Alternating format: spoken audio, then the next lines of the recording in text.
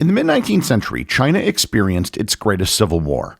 It was a conflict that set China on a course that eventually led to its century of humiliation and the fall of the Qing Dynasty. But it wasn't just a massive civil war.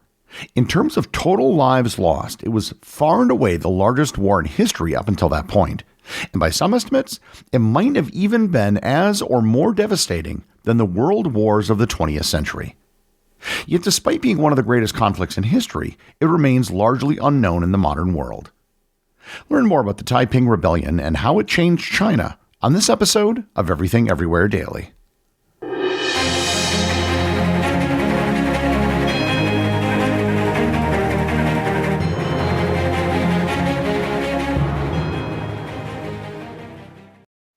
This episode is sponsored by Quince.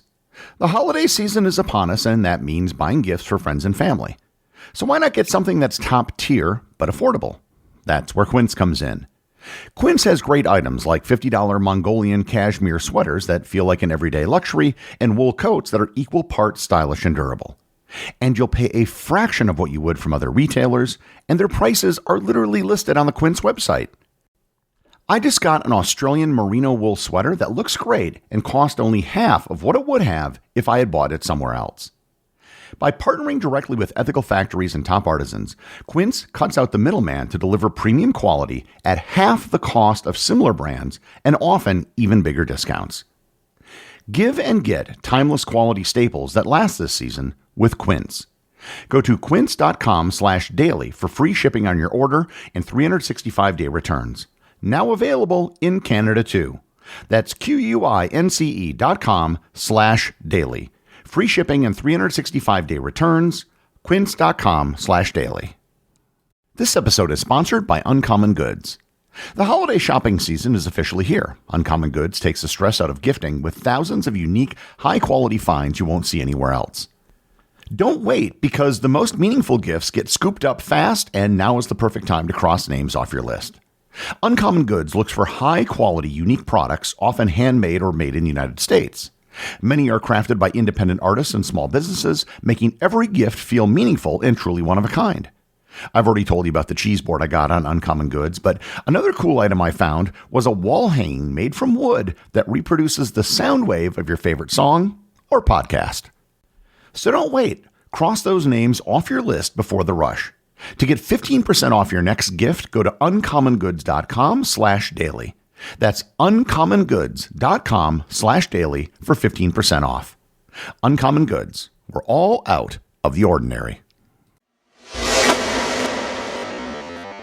The Taiping Rebellion was a vast civil war that threw Qing China into turmoil from 1850 to 1864.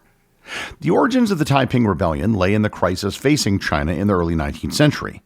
The Qing Dynasty, which was ruled by an elite Manchurian minority since 1644, was experiencing severe internal strains by the 1840s.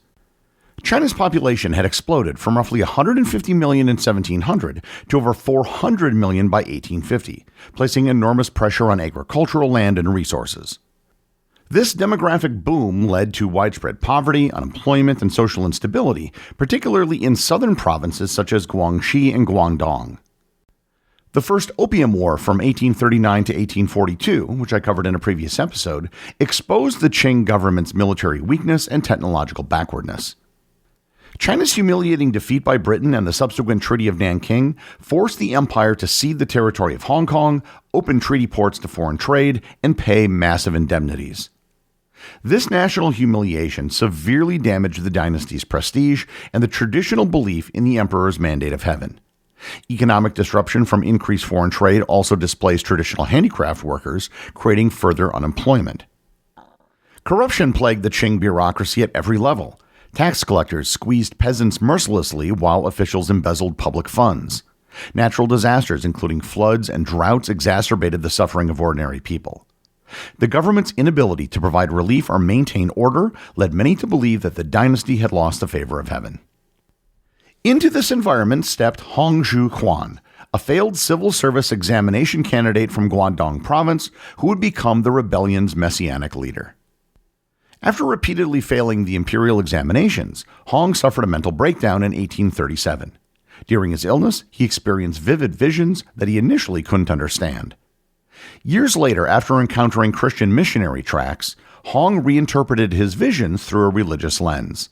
He concluded that he was the younger brother of Jesus Christ, sent by God to drive out demons from China and establish a heavenly kingdom on earth.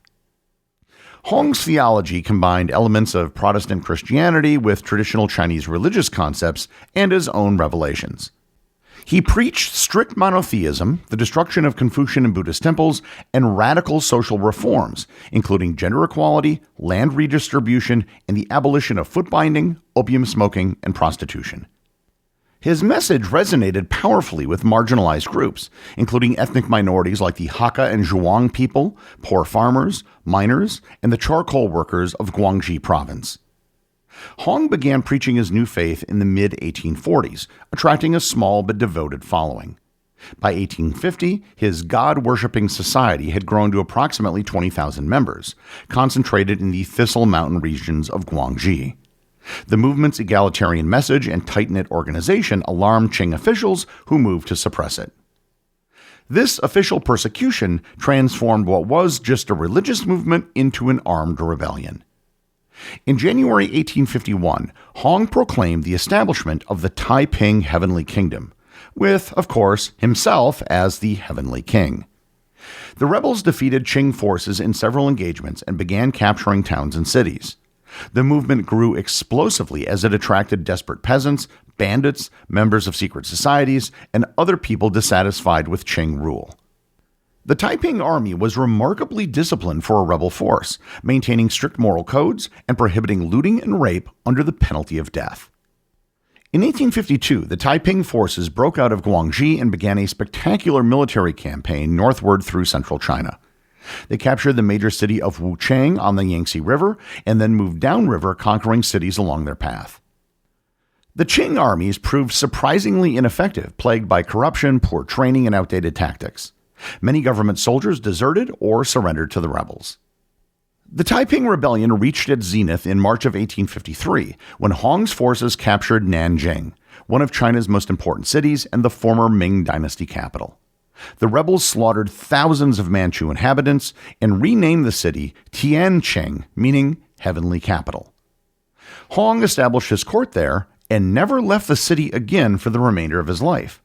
Nanjing would remain the Taiping capital for the next 11 years.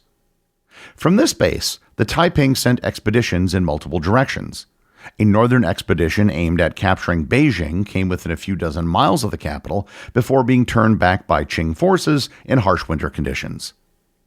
The expedition ended in complete disaster in 1855 with virtually all rebel forces destroyed. Other Taiping armies consolidated control over much of southern and central China, eventually controlling territory encompassing approximately 30 million people. With territories under their control, the Taiping attempted to implement their radical vision of society. They divided land equally among families based on size and gender, though this system was never fully implemented in practice. The rebels abolished private property, at least in theory, creating communal treasuries for food and supplies. They also prohibited slavery, arranged marriages, opium, tobacco, and alcohol. Most revolutionary was the Taiping's approach to gender relations. Women served in separate military units and held administrative positions. Foot binding was outlawed, and women were allowed to take examinations for civil service positions. However, men and women were strictly segregated, with severe punishments for sexual contact outside of marriage. Even married couples were initially separated, although the rule was later relaxed. The Taiping printed their own money, published books promoting their ideology, and required subjects to study their version of Christianity and take examinations on religious texts. They destroyed Confucian temples, Buddhist monasteries, and traditional religious sites wherever they conquered, replacing them with Christian-inspired worship halls. The Taiping movement began fragmenting almost as soon as it achieved success. Hongzhu Quan increasingly withdrew from daily governance, living in luxurious seclusion in his palace with numerous concubines, which totally contradicted the movement's stated moral principles. Power struggles erupted amongst the leadership.